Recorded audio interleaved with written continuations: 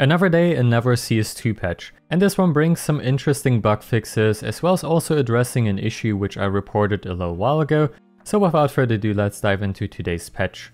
Starting off with Valve fixing a bug that caused the console toggle key to stop working after the Premiere pick and ban phase, which didn't happen to myself as I personally do not really play too much Premiere, but I've seen quite a few people talk about this, so it's good to see this has been fixed by Valve. Furthermore, they also now ignore the joystick input by default, as it is not an officially supported feature of CS2, however you can restore this one to the old behavior by using the -joy launch option. Something I reported a little while ago was also somewhat addressed with this update. When you now have a player card open, the game still accepts keyboard inputs, which wasn't the case before. This may have been somewhat frustrating in certain situations, but it wasn't the reason as to why I reported it. The main problem was that it may have also caused an issue a little while ago, where the player card was potentially invisible, which then caused the players to be stuck in place for no obvious reasons, until of course they press the left mouse button, which closes the player card. Good job, Valve. Not entirely sure if this was now the reason as to why they decided to change it, but it is interesting to see regardless of that.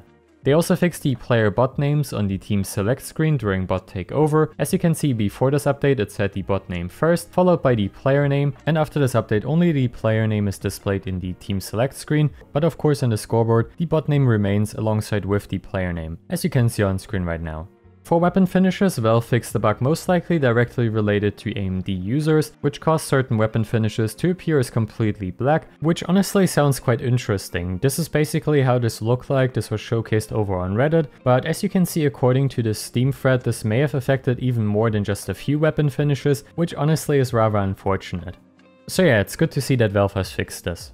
And lastly, for the miscellaneous changes, we received a fix that is most likely a direct result of the ongoing tournament, where the game client would never reconnect to the Counter-Strike network if it was launched while there was no connection to the Steam network, which basically resulted in you having to restart the game to fix this. Steam accounts that have an active account log are also now no longer allowed to play on secure Counter-Strike game servers, which is most likely directly targeting case farmers, as there was also apparently quite a large ban wave recently, according to Gabefollower. Thours has also made a really great post regarding this, which gives us some further insight to how this may look like. As you can see, your account is locked and restricted from playing on secure servers in response to a violation of the Steam subscriber agreement or until the account's owner contacts Steam support.